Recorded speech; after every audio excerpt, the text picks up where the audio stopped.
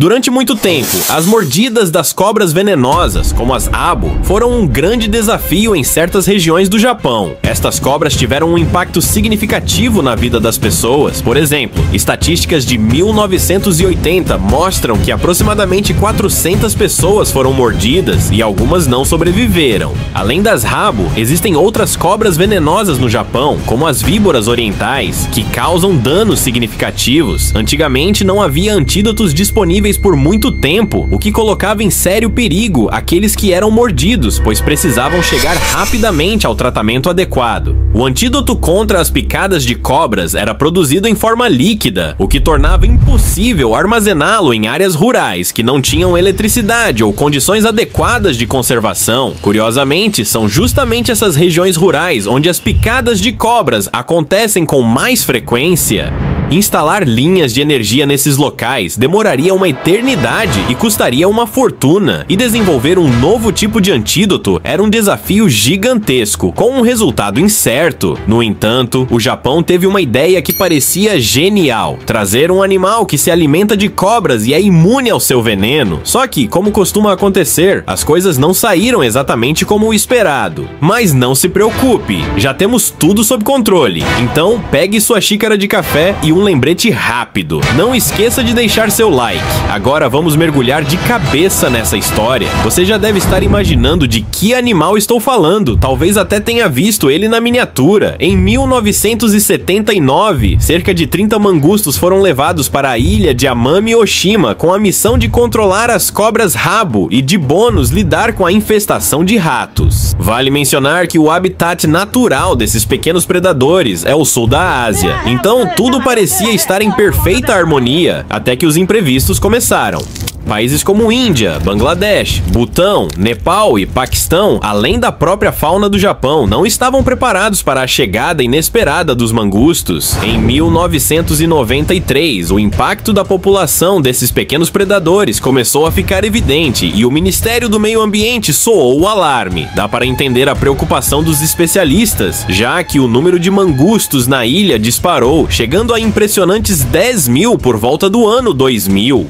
Embora a população de cobras rabo tenha diminuído, os mangustos não foram os responsáveis por isso. Surpreendentemente, eles não se interessavam pelas cobras venenosas, contrariando as expectativas. À primeira vista, o mangusto parecia ser a solução perfeita para o problema das cobras rabo. Eles são conhecidos por sua agilidade e rapidez, o que os tornaria adversários imbatíveis para as cobras, que são parentes das rabo. Além disso, os mangustos possuem receptores especiais de acetilcolina, que os tornam menos sensíveis ao veneno das cobras, permitindo que sobrevivam a mordidas fatais para outros animais. A evolução parecia ter moldado esses pequenos predadores para serem assassinos de cobras, usando seus reflexos velozes e dentes afiados para dar golpes fatais. Parecia impossível encontrar um caçador mais eficiente, mas havia um grande porém: os mangustos são ativos durante o dia, enquanto as cobras rabo são noturnas, o que significa que seus caminhos raramente se cruzavam. Além disso, mesmo que os horários coincidissem, não faria muita diferença. As cobras são presas difíceis de capturar e exigem esforço. E por que se preocupar em caçar algo tão complicado quando há presas mais fáceis, como ratos e coelhos, ao alcance? É como escolher entre um prato gourmet que pode te morder e um fast food fácil de pegar. No fim das contas, o mangusto se mostrou completamente inútil para a tarefa que foi designado. Os mangustos foram trazidos para a ilha, mas se reproduziram tão rapidamente que se tornaram um problema. Em 2000, o governo japonês decidiu tomar medidas e iniciou um programa para reduzir sua população. Desde então, cerca de 32 mil mangustos foram capturados. O último registro de captura foi em abril de 2018, e nos 6 anos seguintes, nenhum novo caso foi relatado. Com isso, os especialistas concluíram que não havia mais mangustos na ilha. O Ministério do Meio Ambiente do Japão anunciou com entusiasmo o sucesso da erradicação da população invasora de mangustos em Amami Oshima. Todos comemoraram, exceto os mangustos, claro. No entanto, o caminho até esse sucesso não foi fácil. No início, as pessoas usavam armadilhas simples ao longo das estradas, mas essas medidas trouxeram poucos resultados. As armadilhas mal atraíam os animais e ficou claro que era preciso uma abordagem mais completa. Eventualmente, começaram a usar armadilhas específicas, iscas tóxicas e substâncias que atraíam os mangustos pelo cheiro. Também aplicaram diversas técnicas de monitoramento, incluindo o uso de cães farejadores. Todo esse esforço valeu a pena. As armadilhas passaram a ser projetadas especificamente para capturar mangustos, levando em conta seu formato e tamanho, o que evitava que outros animais fossem presos. Além disso, civis também se envolveram ativamente no processo, contribuindo para o sucesso dessa missão de erradicação. Desde 2005, grupos de caçadores de mangustos, formados por moradores e voluntários, têm patrulhado as florestas e montanhas de Amami-Oshima, instalando armadilhas para capturar os animais. Muito dinheiro, esforço e horas de trabalho foram investidos nessa missão de erradicação total. Alguns podem se perguntar, por que tanto esforço para se livrar desses animais? Afinal, eles não poderiam simplesmente deixá-los em paz? Apesar de não serem nativos da ilha, será que realmente valia a pena todo esse trabalho para removê-los? A resposta é um sonoro sim. Em vez de controlar a população de cobras, como se esperava, os mangustos começaram a caçar espécies endêmicas da ilha, como o coelho amami e outros animais locais. Amami-Oshima, além de ser uma ilha subtropical, é também um patrimônio mundial da Unesco, lar de muitas espécies raras e vulneráveis. O coelho amami, por exemplo, que agora está ameaçado de extinção, é frequentemente chamado de fóssil vivo por ser o último remanescente de uma antiga espécie de coelhos asiáticos. Eles antes habitavam o continente, mas agora só podem ser encontrados em duas pequenas ilhas. A chegada dos mangustos fez com que a chance de encontrar esses coelhos diminuísse drasticamente.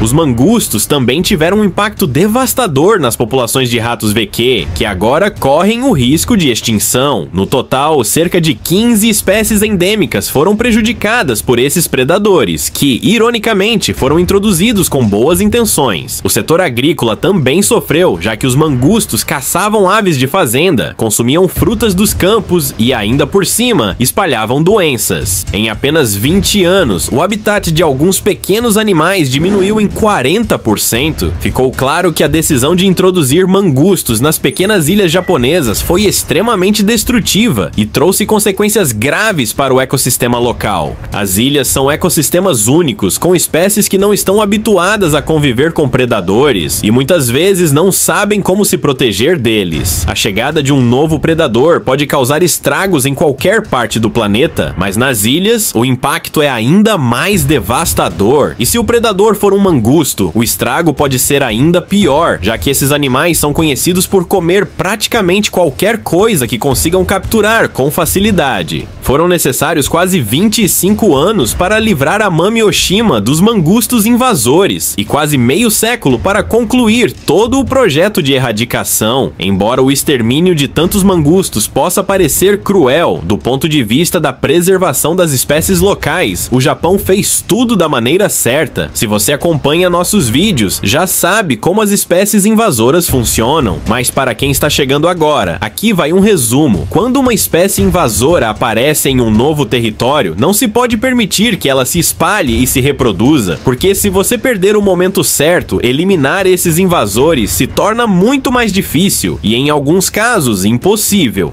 No caso dos mangustos em Amami-Oshima, o Japão agiu dentro dessa janela de oportunidade antes que fosse tarde demais. Para se ter uma ideia da raridade desse feito, apenas 9 casos no mundo conseguiram erradicar mangustos depois de sua introdução. E o caso de Amami-Oshima é ainda mais impressionante, sendo o único no mundo em que mangustos foram completamente erradicados de uma ilha tão grande. Quanto maior a área a ser limpa de invasores, mais desafiadora é a tarefa. Com o passar dos anos, as picadas de cobras-rabo, que inicialmente motivaram a introdução dos mangustos, gradualmente deixaram de ser um problema até 2020. Isso mostra que a estratégia de erradicação foi um sucesso e, mais importante, essencial para a preservação das espécies nativas da ilha.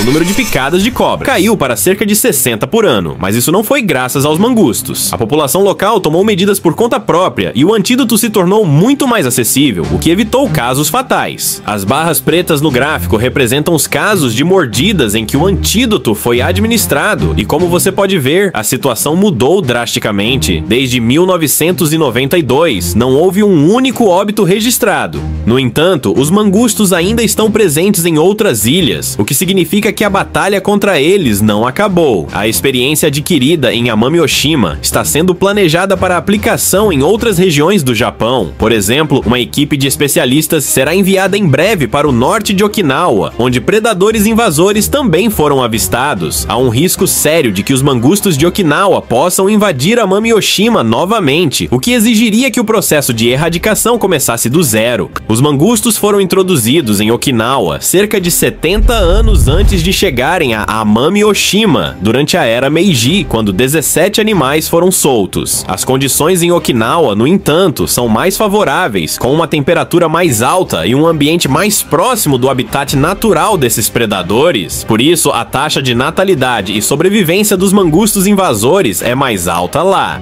Enquanto a população de mangustos é controlada no norte de Okinawa, no centro e sul eles continuam a viver como antes. No entanto, a presença de cercas em Okinawa ajudou a reduzir a população ano após ano. Essas cercas, curiosamente, não são muito altas, mas têm uma forma em L na base, o que impede os mangustos de cavarem por baixo. Essa técnica tem sido bastante eficaz, já que os mangustos raramente tentam escalá-las, mas há também algumas semelhanças com Amami Oshima. A sobrevivência de 3 espécies de aves endêmicas em Okinawa está em risco por causa dos mangustos. Se essa história de trazer um animal para controlar outro soa familiar, você está certo. O Japão não foi o primeiro país a usar o chamado controle biológico. Sim, há até um termo específico para quando as pessoas introduzem uma espécie para erradicar outra.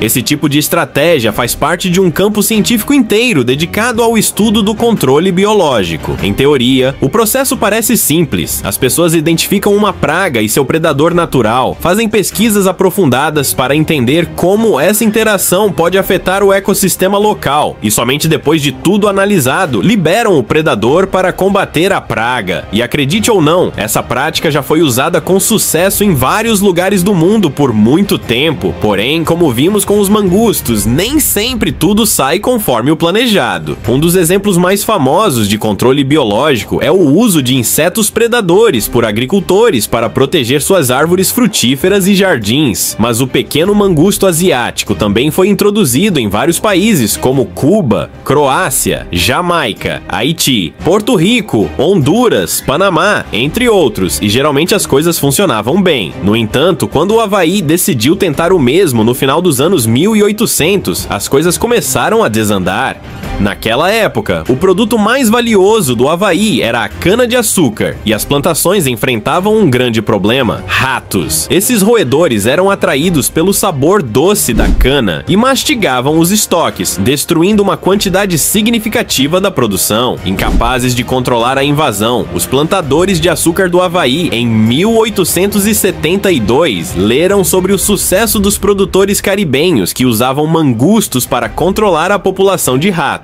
A solução parecia simples. Eles trouxeram mangustos da Índia e, teoricamente, esses predadores deveriam devorar os ratos, o que reduziria os danos às plantações. Satisfeitos com os resultados, os plantadores espalharam a notícia de seu sucesso. Animados com essa ideia, os donos de plantações no Havaí decidiram fazer o mesmo. Em 1880, 72 mangustos foram trazidos da Jamaica para a Ilha Grande. A partir daí, os descendentes desses animais foram distribuídos para outras ilhas, como Maui, Molokai e, eventualmente, Oahu. Porém, nem todos na Ilha Grande apoiavam a ideia desde o início, e essa decisão se provaria um grande erro. O pequeno mangusto asiático foi introduzido em diversos países como Cuba, Croácia, Jamaica, Haiti, Porto Rico, Honduras e Panamá, entre outros. Em muitos desses lugares, tudo correu bem. No entanto, a história tomou um rumo interessante quando o Havaí decidiu experimentar o uso do mangusto no final do século XIX. Naquela época, o Havaí tinha um setor agrícola robusto, sendo a cana-de-açúcar o principal produto de exportação. Mas havia um grande problema: ratos. Atraídos pelo sabor doce das plantações, esses roedores causavam prejuízos devastadores, destruindo grande parte das colheitas. Desesperados por uma solução, em 1872, os plantadores havaianos ouviram falar de uma estratégia que estava dando certo no Caribe. Produtores de açúcar locais haviam introduzido mangustos indianos em seus campos, e esses pequenos predadores ajudavam a controlar a população de ratos. A ideia parecia brilhante.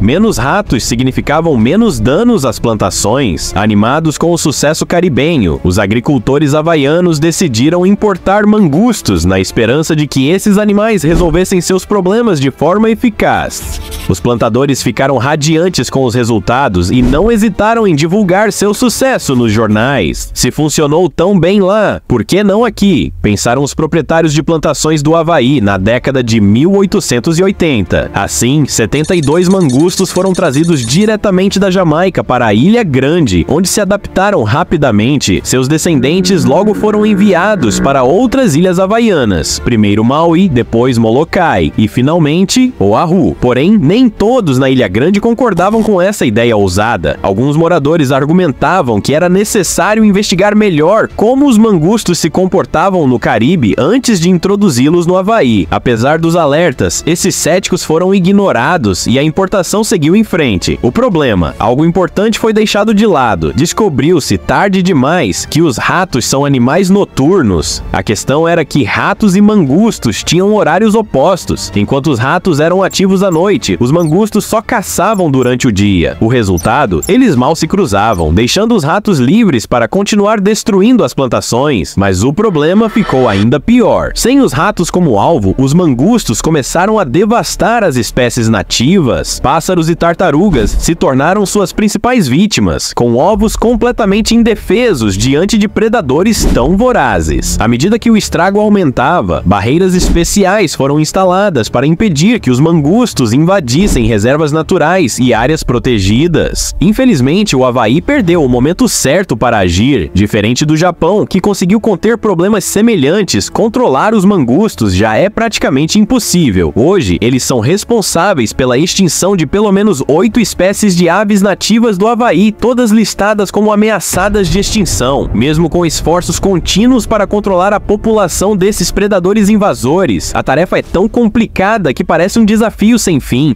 Curiosamente, o governo do Havaí não classifica a importação dos mangustos como uma medida de controle biológico. Por quê? Porque esses animais nunca passaram por uma avaliação adequada antes de serem introduzidos. Na verdade, o Havaí parece ter seguido o exemplo de forma bastante simplista. Tudo começou em 1872, quando um colono britânico levou mangustos para sua plantação de açúcar na Jamaica. Lá, a ideia era simples: os mangustos deveriam eliminar os ratos. No entanto, isso não aconteceu. Em vez disso, os mangustos se espalharam por toda a ilha, causando um enorme desequilíbrio ecológico. Eles devastaram populações de aves e répteis locais, reduzindo drasticamente a biodiversidade. Para piorar, sem aves e répteis suficientes para controlar insetos e artrópodes, o problema ambiental na Jamaica só cresceu. Uma lição que, infelizmente, o Havaí não levou em consideração. O surto de carrapatos se tornou um grande problema e os colonos não hesitaram em expressar sua frustração. No entanto, as autoridades britânicas insistiram que os carrapatos estavam, na verdade, atacando os mangustos e que a mágica do equilíbrio natural acabaria resolvendo tudo por conta própria. Mas a realidade foi bem diferente. Em várias ilhas do Caribe, os mangustos dizimaram as populações de lagartos terrestres que antes se escondiam e forrageavam entre as folhas secas. secas. Em uma reviravolta trágica, os lagartos foram completamente exterminados em uma das ilhas que levava seu nome. Eles simplesmente não conseguiram competir contra os predadores vorazes. Nas ilhas costeiras próximas, apenas 400 lagartos escaparam de serem devorados. Por sorte, alarmes foram soados a tempo e esforços de conservação começaram. Os sobreviventes foram transferidos para áreas protegidas e o número de lagartos foi gradualmente aumentado para cerca de 3.000 indivíduos. Agora, cientistas trabalham arduamente não apenas para impedir que esses lagartos entrem em extinção, mas também para garantir que suas populações continuem crescendo de forma sustentável.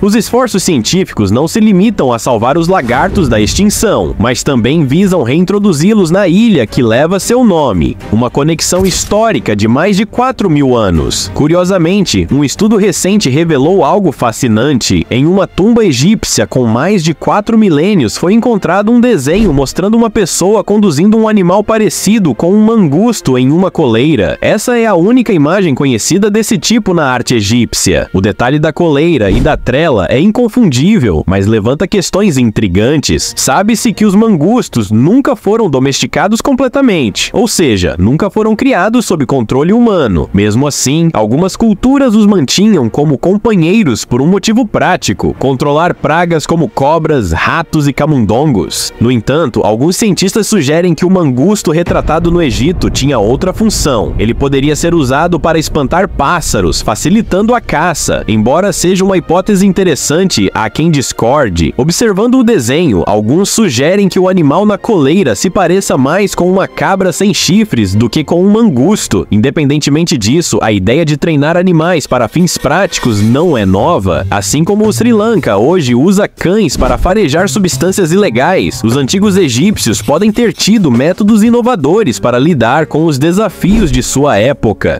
Em algum momento, uma ideia inovadora ganhou força. Se os moradores locais já usavam mangustos há gerações para afastar cobras de suas fazendas, por que não explorar outras utilidades para esses animais ágeis? Com isso, surgiu uma proposta ambiciosa: treinar mangustos para detectar substâncias ilegais. Uma solicitação de financiamento foi enviada ao governo e o projeto recebeu sinal verde com um impressionante orçamento de $50 mil para garantir o sucesso da iniciativa. Contrataram um especialista e conseguiram permissão do Zoológico Nacional para usar suas instalações no treinamento. O plano: soltar mangustos em contêineres de carga repletos de peças automotivas. Se eles detectassem algo suspeito, sairiam com seus rabos eriçados alertando os treinadores. Embora pareça improvável, a ideia mostrou ser viável. Os mangustos foram treinados com sucesso e passaram nos testes, enchendo todos os envolvidos de entusiasmo. No entanto, o projeto acabou interrompido antes de decolar. Mudanças na liderança e tumultos políticos desviaram a atenção e o plano foi esquecido. Uma pena, porque os policiais mangustos teriam sido incrivelmente carismáticos. Dá até para imaginar um spin-off de Zootopia com eles como protagonistas.